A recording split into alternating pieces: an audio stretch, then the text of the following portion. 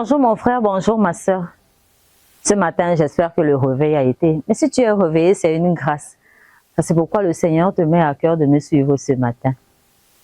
Tu sais, parmi les multiples fruits de l'esprit que nous présente la Bible, aujourd'hui, je vais te parler d'un particulièrement, la maîtrise de soi. La maîtrise de soi.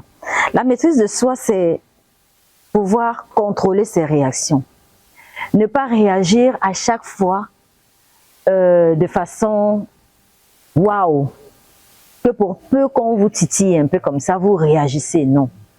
Il faut te calmer à un moment donné. Il faut observer la situation. Il faut même jauger si ton interlocuteur a de la maturité à dire ce qu'il dit, ou même si il est correctement ou alors mentalement bien assis.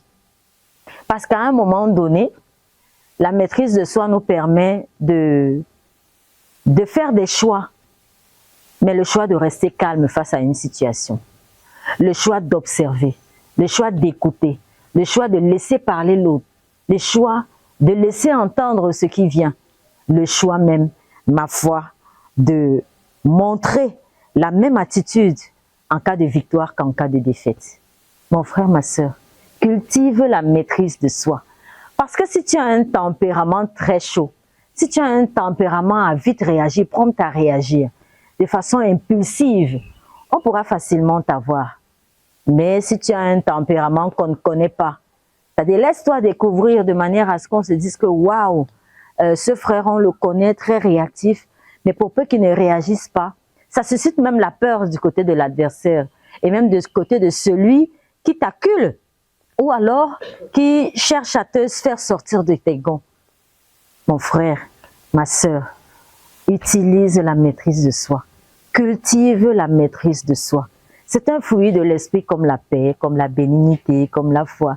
Mais je mets l'accent dessus parce qu'aujourd'hui, pour peu que tu dises même bonjour à un frère ou à une sœur, il estime que derrière ce bonjour-là, il y a soit une plainte ou alors une récrimination.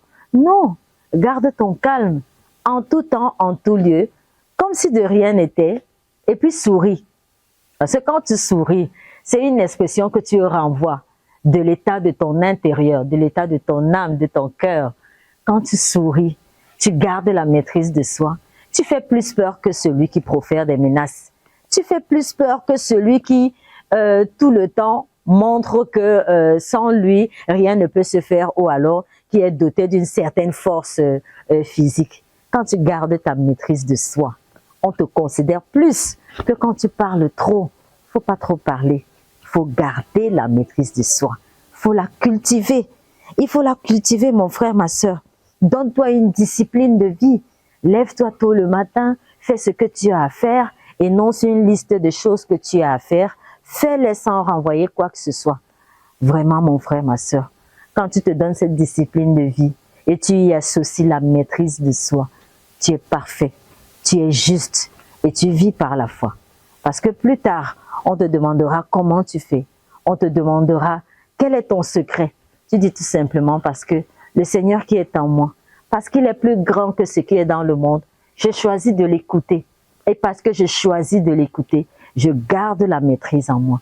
Même si quiconque vient me combattre, je garde la maîtrise, je garde le calme. Parce que lui, il combat pour moi. Donc, garde la maîtrise de soi. Cultive la maîtrise de soi. Consomme la maîtrise de soi, mon frère, ma soeur. C'est un fruit de l'esprit. Et ça pourra impacter sur les autres fruits de l'esprit. Moi, j'honore le Christ en toi. Et je te conseille de cultiver la maîtrise de soi. Shalom, à très vite. Shalom.